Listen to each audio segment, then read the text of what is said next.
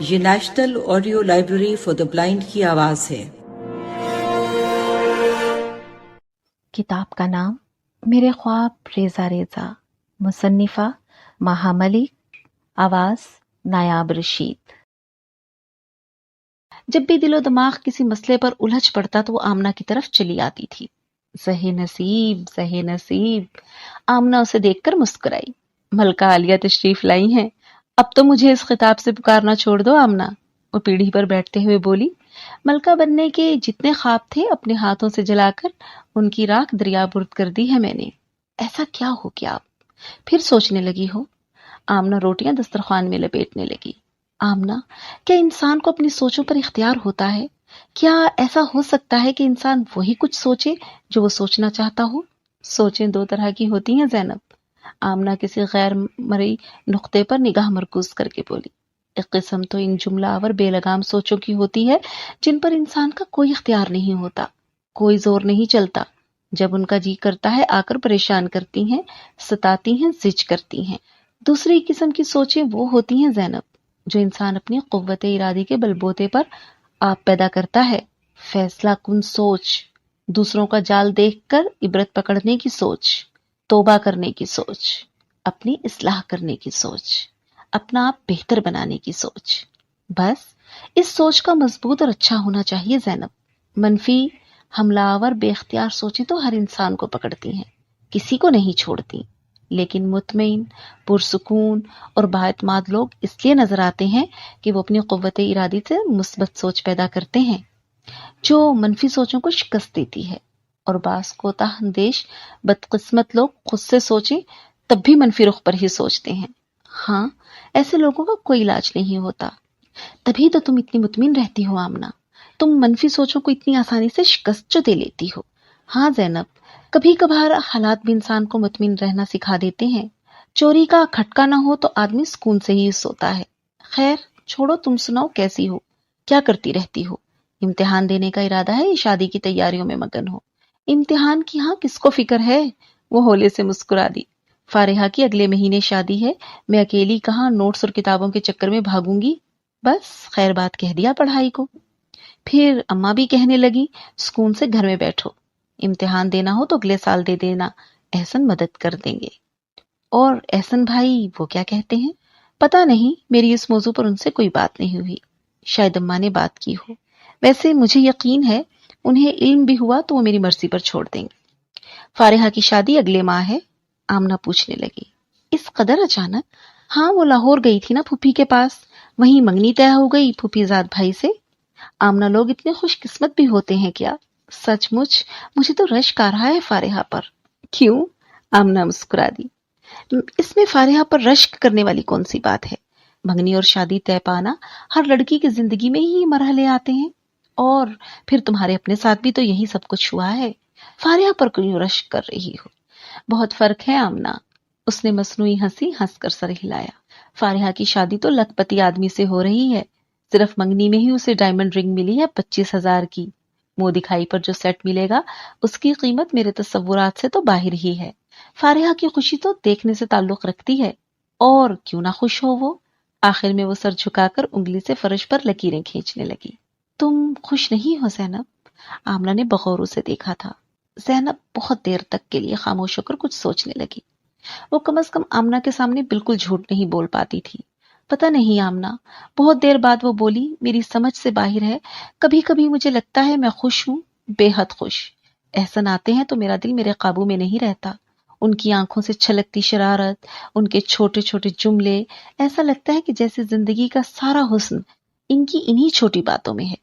میری ہر پریشانی، ہر منفی سوچ کہیں پس منظر میں چلی جاتی ہے، اور میرا دل کہتا ہے آمنہ، کب وقت گزرے اور کب ہمارا ساتھ ہمیشہ کے لیے امر ہو جائے۔ لیکن جب احسن سامنے نہیں ہوتے، یادیں کچھ ماند پڑتی ہیں تو عجب لاحاصل خواہشات میرا دامن تھام لیتی ہیں۔ ایک عالیشان گھر، گاڑی اور بے حد قیمتی چیزوں کی خواہش میرے اعصاب پر سوار ہونے لگتی ہے۔ میں سوچتی ہوں کیا کبھی احسن مجھے وہ سب کچھ دے پائیں گے جو میں چاہتی ہوں، جس کی میں نے خواہش کی، جو میں نے خدا سے مانگا؟ آمنہ، خدا نے وہ سب کچھ بن مانگے فارحہ کو کیوں بخش دیا؟ آمنہ، خدا کی قسم جب فارحہ مجھ سے اپنے منگیتر کا ذکر کر رہی تھی تو میرے اندر احساس کمتری کا سناٹا گونجنے لگا تھا. جی چاہتا تھا اسی لمحے احسن کی محبتوں سے کنارہ کش ہو جاؤں. اپنی جلد بازی حماقت لگ رہی تھی. پھر کل احسن ملنے آ گئے اور میرا من ایسے شانت ہو گیا جیسے کچھ ہوا ہی نہ تھا. جیسے مجھے فارحہ سے، میں اس کے منگیتر کی دولت سے، اس کی قسمت سے کچھ سروکار نہیں. بتاؤ آمنہ، میرے اندر جاری اس جنگ کا انجام کیا ہوگا؟ آمنہ بغور اس کی باتیں سن رہی تھی. وہ چند لمحوں کے لیے زینب کا چہرہ دیکھتی رہی. اسی لیے تو خدا نے حکم دیا ہے زینب کہ اپنے سے اوپر والوں کو نہیں نیچے والوں کو دیکھو. آج کے بعد جب تمہیں فارحہ پر رشک آئے تو میرے بارے میں سوچنا اور خدا کا شکر بجا لانا کہ اس نے تمہیں کتنی اچھی قسمت سے نوازا ہے. تمہارے بارے میں؟ زینب کو چنبا سا ہوا. ہاں زینب، یہ کوئی شکایت نہیں، شکوہ نہیں، اپنے حالات کا عام سا اظہار ہے. وہ بھی اس لیے کہ یہ سب کچھ سن کر شاید تم مثبت رخ پر زیادہ آسانی سے سوچنے لگو. پتہ ہے زینب، انسان امیدوں کے بل پر جیتا ہے، لیکن ان خواہشوں اور امیدوں کو جی روگ بنانا عقل مندی نہیں، حماقت ہے. میرے اندر ہمیشہ سے یہ خواہش دفن ہے زینب کہ مجھے ٹوٹ کر چاہنے والا شوہر ملے، جس کی آنکھوں میں، دل میں بس میں ہی میں ہوں، جو مجھے سامنے پا کر گرد و پیش سے یوں بے نیاز ہو جائے جیسے احسن بھائی تمہاری موجودگی میں ہوتے ہیں. بہت کم عمری سے ہی یہ خیال میں نے اپنے دل میں بسا لیا تھا، ایسا کہ اب اس خواہش سے دستبردار ہو جانا میرے لیے بہت اذیت ناک محسوس ہوتا ہے. لیکن اب علم ہوا ہے زینب کہ حسن عورت کا کتنا قیمتی زیور ہے. یہ حسن جس کی مرد کو آرزو ہوتی ہے، جسے وہ اپنی من پسند عورت میں ہر حال میں، ہر قیمت میں دیکھنا چاہتا ہے، لیکن اتنا ٹوٹ کر نہیں چاہتا جیسا کہ چاہے جانے کا حق ہے. یہ حسن جس سے خدا نے تمہیں نوازا ہے میرے پاس نہیں، اس لیے مجھے آج تک کسی نظر نے نہیں سراہا، کسی دل نے چاہے جانے کا دعویٰ نہیں کیا، کسی نے یہ غرور نہیں بخشا. میرے لیے جو رشتے آتے ہیں نا، تم تو ان کا سوچ کر بھی خودکشی کر لو. کبھی کسی رنڈوے کا، کسی ایسے شخص کا جو اولاد کے لیے دوسری شادی کا خواہش مند ہو.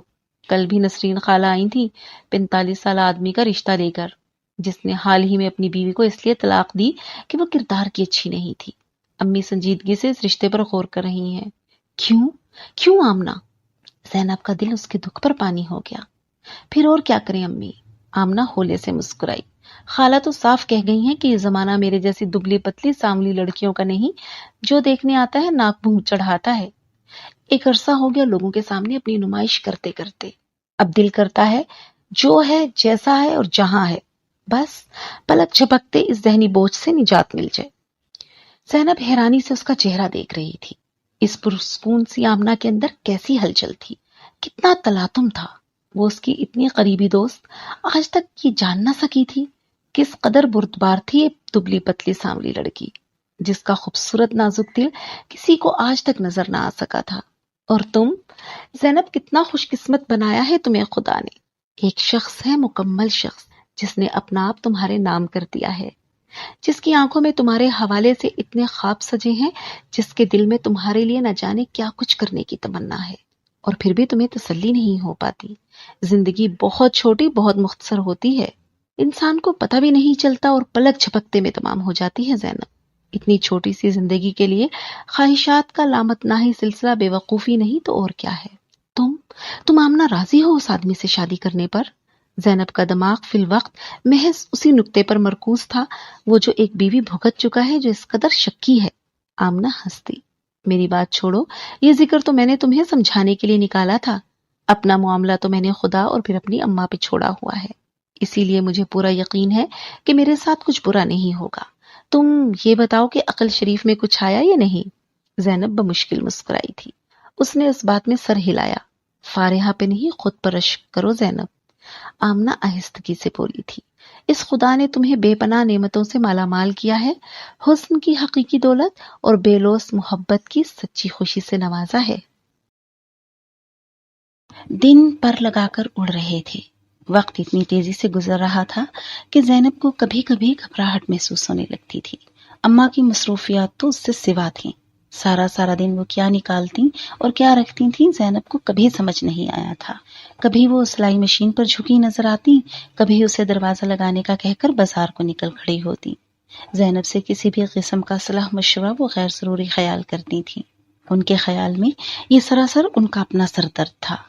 زینب کو پریشان ہونے یا انہیں پریشان کرنے کی قطعاً ضرورت نہ تھی۔ شادی سے کچھ دن پہلے ہی سارے انتظامات مکمل ہوں گے انشاءاللہ، انہوں نے زینب سے کہا تھا۔ خدا نے چاہا تو اپنی بساط سے بڑھ کر دوں گی تم کو، فکر مند مند ہونا۔ زینب نے انہیں ان کے حال پر چھوڑ دیا تھا۔ خود وہ سارا دن فارغ بیٹھی نہ جانے کیا کچھ سوچا کرتی تھی۔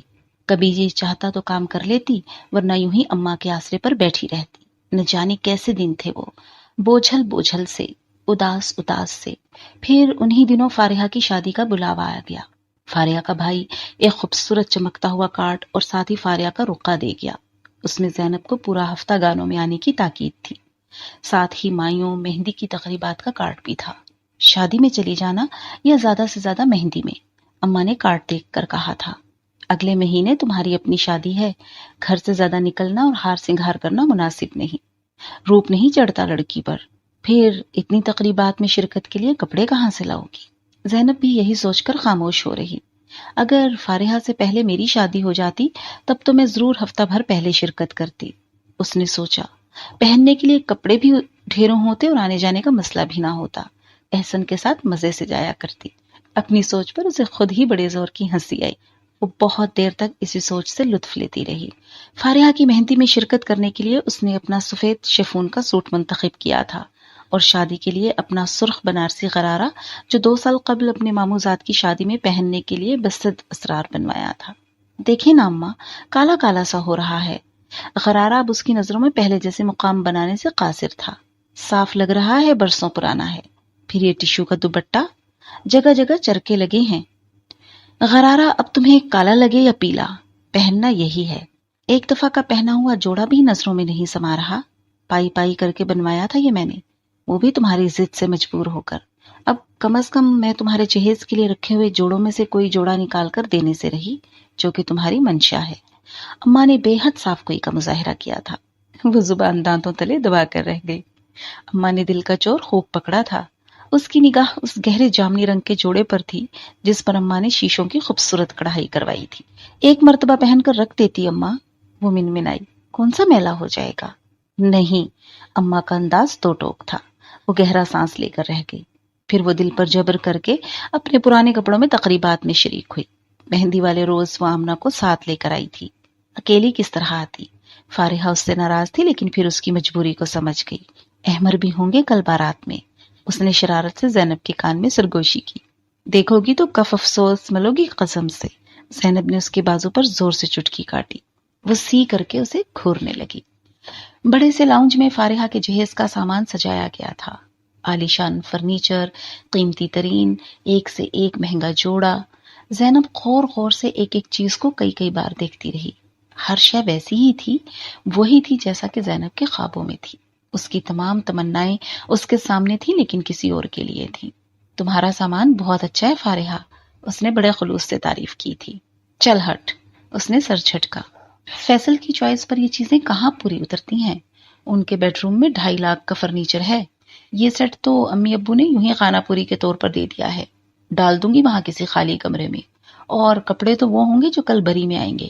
تم دیکھنا زینب، کام پر نظر نہیں ٹھہرے گی، میری پھوپھی کی چوائس تو بڑی شاندار ہے۔ زینب نے آنکھیں پھاڑ کر سارے ساز و سامان کو دوبارہ دیکھا تھا۔ یہ چیزیں بھی فارحہ کے معیار پر پوری نہیں اتر رہی تھیں۔ وہ دل تھام کر رہ گئی۔ کتنا قیمتی سامان تھا نا فارحہ کا، اس نے واپسی پر آمنہ سے کہا تھا۔ اور فارحہ کہہ رہی تھی کل بری میں اس سے بھی شاندار چیزیں آئیں گی۔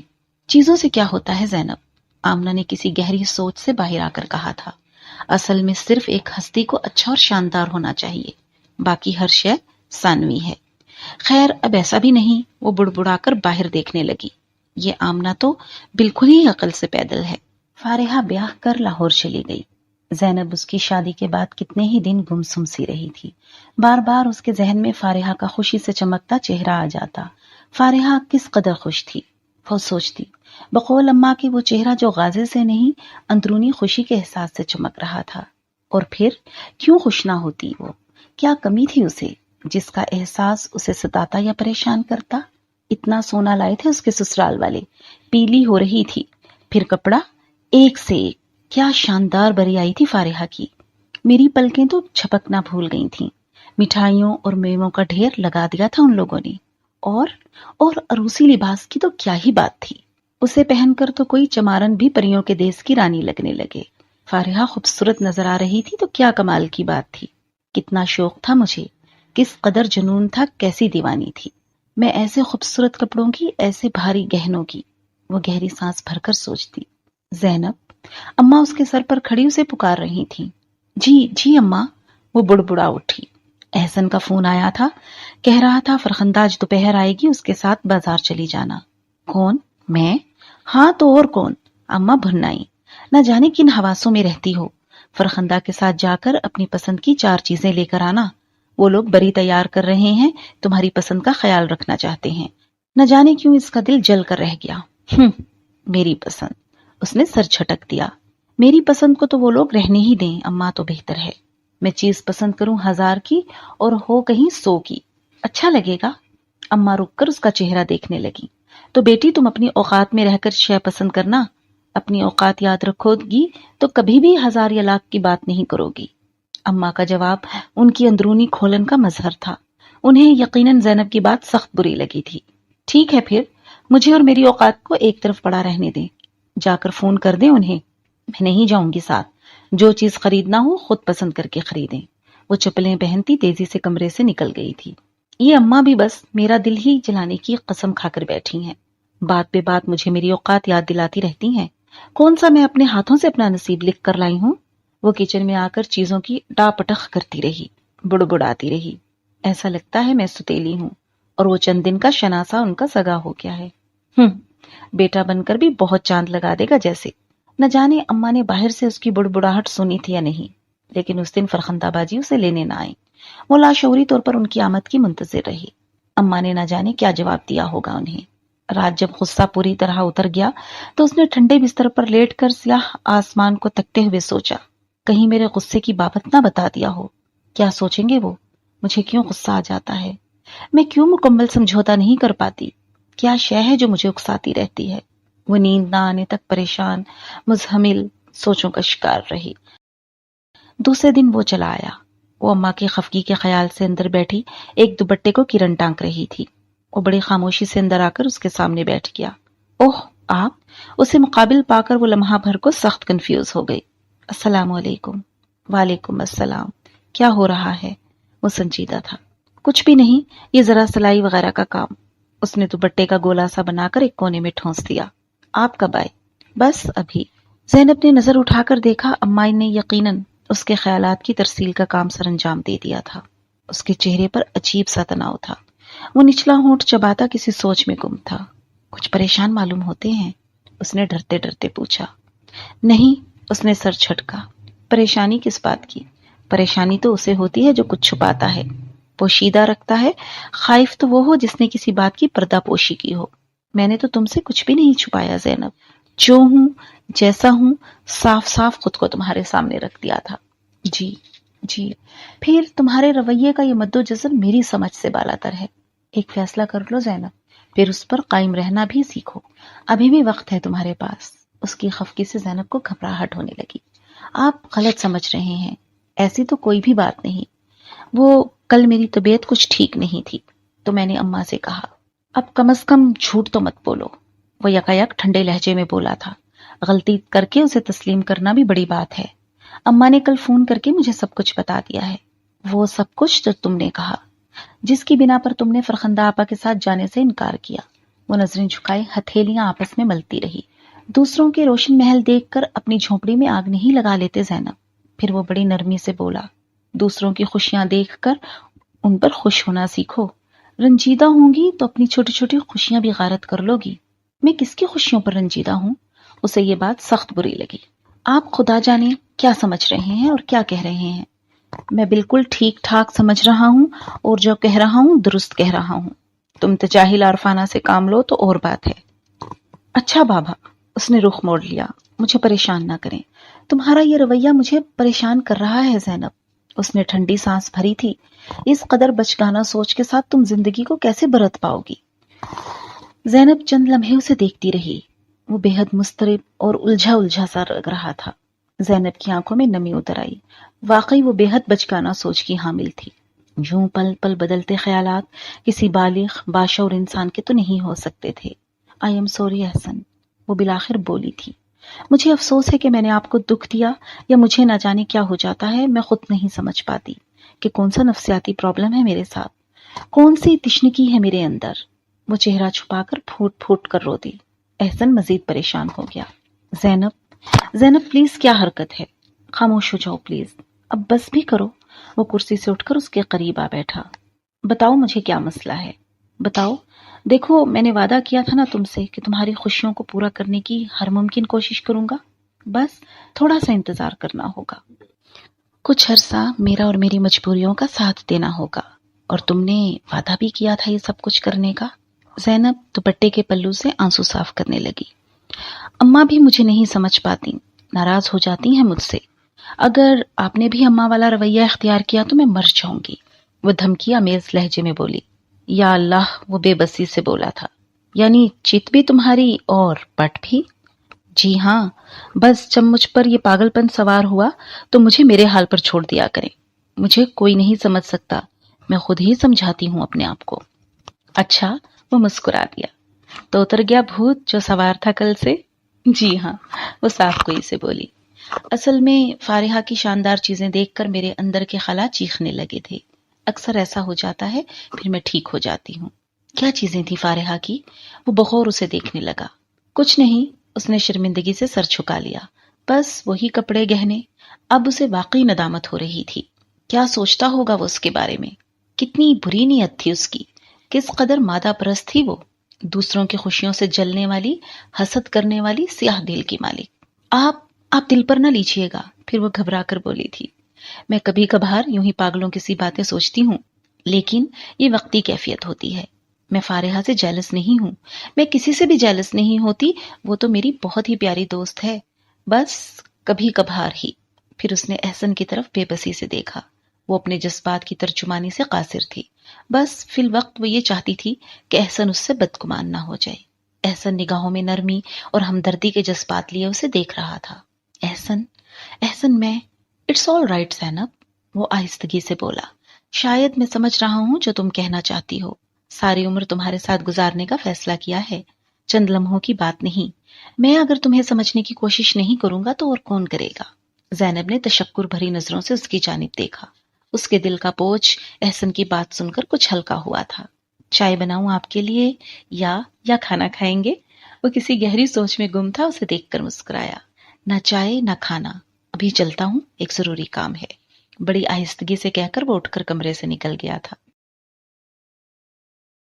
چند دن بڑے دبے پاؤں نکلے تھے، کوئی بات خلاف معمول نہ ہوئی تھی۔ زینب ایک بار پھر ساری باتوں کو فراموش کر کے اپنی تیاریوں میں مگن ہو گئی تھی۔ اس روز وہ اماں کے ساتھ بڑے صندوق سے کچھ چیزیں نکلوا رہی تھی جب احسن آیا۔ بڑی مصروفیت ہے ماں بیٹی کی، وہ خوش دلی سے مسکرا رہا تھا۔ زینب کو وہ عام دنوں کی نسبت زیادہ خوش اور تازہ دم نظر آیا۔ آپ کہاں سے اتنے خوش آ رہے ہیں؟ اس نے قدرے تجسس سے پوچھا تھا۔ بتاؤں گا، اتنی جلدی بھی کیا ہے؟ وہ ہنس دیا۔ پہلے چائے کا، روٹی کا یا پانی کا تو پوچھو۔ بیٹھو بیٹا، پہلے آرام سے بیٹھ تو جاؤ، آنے والا چاہے ساری عمر کھڑا کھڑا باتیں کرتا رہے، یہ لڑکی کسی کو بیٹھنے کا نہیں کہے گی۔ اماں نے اسے گھورا تھا۔ آج کل اماں اسے بات بے بات ٹوکتی اور ڈانٹتی تھیں۔ بیجا لاڈ پیار کرنے والی ماؤں کی طرح انہوں نے اتنے برس اس کے ناز نخرے اٹھانے میں گزار دیے تھے۔ اب آخر وقت گھبرا کر اس کو ذرا ذرا سی بات پر ٹوکتی تھی کہ کہیں ان کی تربیت پر کوئی حرف نہ آ جائے۔ زینب کا منہ پھول گیا۔ اس کے آتے ہی اماں اس کی ستیلی ماں کا روپ دھار لیتی تھی۔ احسن مسکراتا ہوا کرسی پر بیٹھ گیا۔ میں دال بھگار لوں اور چند پھلکے اتار لوں۔ زینب، تم جب تک بچے کو پانی پلاؤ، کیسا حبس ہے، نہ جانے کہاں سے تھکا ہارا لوٹا ہے، اماں کہتی ہوئی کمرے سے نکلی تھی۔ اماں کے جانے کے بعد وہ شرارتاً اسے دیکھنے لگا۔ زینب خاموش بیٹھی ہونٹ کاٹتی رہی۔ اس کے آتے ہی اماں سے اسے جھاڑ پڑ گئی تھی۔ اسے غصہ آ گیا تھا۔ لڑکی، اماں نے کچھ کہا ہے تم سے، پانی پلاؤ۔ وہ یقیناً اسے مزید غصہ دلانے کے موڈ میں تھا۔ کھانے کے ساتھ پانی بھی ہوگا، پی لیجئے گا۔ وہ بھی اسے چڑھانے کی کوشش کرنے لگی۔ لڑکی، بڑی بدتمیز ہو تم، ابھی بھی وقت ہے، سوچ لیجئے۔ اس نے بے نیازی سے شانے اچکائے۔ احسن کو ہنسی آ گئی۔ میں تمہاری طرح عجلت پسند نہیں ہوں۔ پھر وہ قدرے سنجیدگی سے بولا۔ ایک مرتبہ جو فیصلہ کرتا ہوں، سوچ سمجھ کر پھر ساری عمر فیصلے پر قائم رہتا ہوں، اور زندگی کوئی کھلونا نہیں ہے مس زینب شاہ، اس سے یوں بچوں کی طرح کھیلا نہیں کرتے۔ جب ایک فیصلہ کر لیتے ہیں پھر وقت نہیں رہتا سوچنے کا، غور کرنے کا، جانچنے کا۔ وقت فیصلہ کرنے سے پہلے ہوتا ہے، کبھی ہاں کبھی نہ، یہ میرا دستور نہیں۔ آپ دانستہ مجھے شرمندہ کر رہے ہیں، وہ تب کر بولی تھی۔ میں نے تو یوں ہی مذاق میں ایک بات کی تھی۔ میں تمہیں شرمندہ نہیں کر رہا، ایک پتے کی بات بتا رہا ہوں۔ تم اپنی سوچ پر قائم نہیں رہتی، یہ غیر مستقل مزاجی تمہاری سب سے بڑی خامی ہے۔ زینب نے خاموش رہنا بہتر سمجھا۔ چند لمحے وہ اسے اس کے تاثرات کو بغور دیکھتا رہا، پھر جیب سے ایک لفافہ نکال کر اس کے آگے ڈال دیا۔ زینب چونکی تھی۔ یہ کیا ہے؟ کھول کر دیکھ لو۔ زینب نے لفافے کے اندر جھانکا، ہزار کے کئی نوٹ تھے۔ وہ بری طرح سے حیران ہو گئی۔ یہ کیا ہے؟ کس لیے؟ یہ 1.5 لاکھ روپے ہیں۔ وہ بڑا پرسکون تھا۔ اور تمہارے لیے ہیں۔ کل فرخندہ آپ آئیں گی، ان کے ساتھ جا کر شاپنگ کر لینا۔ ان پیسوں میں جتنے کپڑے، زیورات اور دوسری اشیاء آ سکے خرید لینا۔ زینب ایک سناٹے میں رہ گئی۔ بہت دیر تک وہ کچھ بھی بولنے کے قابل نہ رہی تھی۔ یہ روپے میں نے اپنا گھر خریدنے کے لیے پس انداز کیے تھے۔ سوچا تھا 1-2 سال میں مزید رقم کا انتظام کر کے ایک چھوٹا سا گھر خرید لوں گا، کم از کم اپنی ملکیت تو ہوگی، پھر کرائے سے بھی جان چھوٹے گی۔ لیکن خیر، زندگی میں دوسری باتیں بھی بہت اہمیت رکھتی ہیں۔ میں نے تم سے وعدہ کیا ہے نا زینب، تمہاری چھوٹی سے چھوٹی خوشی پوری کرنے کا، تمہاری ہر خواہش کا پاس رکھنے کا۔ میں یہ دعویٰ نہیں کرتا کہ چاند تارے آسمان سے توڑ لاؤں گا یا کہکشاں تمہارے قدموں تلے بچھا دوں گا، لیکن جہاں تک میری رسائی ہوئی وہاں تک تمہاری خاطر ضرور جاؤں گا۔ میں یہ تو نہیں کہتا کہ ان تھوڑے سے روپوں سے تم بہت قیمتی چیزیں خرید لو گی، لیکن فی الوقت میری بساط یہی ہے، جو کچھ پاس تھا تمہارے آگے لا کر رکھ دیا ہے۔ اب کم از کم تمہیں اپنی سہیلیوں سے شرمندگی نہیں ہوگی۔ اتنا سامان تو آ جائے گا نا ان پیسوں سے؟ زینب کو اپنے گال گرم ہوتے محسوس ہوئے۔ میں نے ایسا تو نہیں کہا تھا احسن۔ چلو، وہ مسکرا دیا۔ تمہاری نہیں، اس میں میری ہی خوشی سمجھ لو۔ تم یہ روپے خرچ کرو گی تو مجھے خوشی ہوگی۔ اب یہ لفافہ اٹھا کر رکھ دو، اماں کو میرے جانے کے بعد بتانا، ورنہ وہ مجھے اور تمہیں دونوں کو ڈانٹیں گی۔ زینب نے جلدی سے لفافہ بستر کے نیچے کر دیا۔ اتنے سارے روپے یوں بیٹھے بٹھائے اس کے ہو گئے تھے۔ وہ اپنی پسند کی بہت ساری چیزیں خرید سکتی تھی۔ اس خیال سے اس کا دل بے قابو ہوا جا رہا تھا، اور اس کے چہرے کے بدلتے رنگ، اس کا جوش، اس کی مسکراہٹ احسن ایاز سے بہت کچھ کہہ رہی تھی۔ دوسرے دن وہ صبح سویرے ہی اٹھ گئی تھی۔ آج اسے اپنی شاپنگ کے لیے جانا تھا۔ اس تصور نے رات بھر کتنی ہی بار اٹھ کر گھڑی دیکھنے پر مجبور کیا تھا۔ کتنا شوق تھا اسے اپنی شادی کی خریداری آپ کرنے کا۔ رات بھر اس نے کتنی ہی چیزوں کی لسٹ ذہن میں تیار کر لی تھی۔ کتنے ہی پرفیومز تھے جن کے نام سہیلیوں سے سن کر حافظے میں بٹھائے ہوئے تھے کہ شاید کبھی قسمت یاوری کرے اور وہ انہیں خرید سکے۔ کتنی طرح کی چیزیں تھیں، کیسا ساز و سامان سجا تھا دکانوں پر۔ وہ بازار جاتی تو دل محسوس کر رہ جاتی، نہ جانے وہ کب ان دکانوں میں جا کر سامان خرید سکے گی۔ آج کا دن تو عید کا دن محسوس ہوتا تھا۔ اس کے پاس بہت سے ہزار کے نوٹ تھے اور ایک لمبی لسٹ تھی۔ بارہا اس نے تصور میں احسن کی تصویر کو 1000 سلام کیے تھے، اس کی بے پناہ محبتوں پر اظہار تشکر کیا تھا، اس کے بے پناہ خلوص پر تہہ دل سے ممنون ہوئی تھی۔ کتنا اچھا تھا وہ، اور کتنی قابل ستائش تھی اس کی محبت۔ کیا دریا دل پایا تھا اس نے۔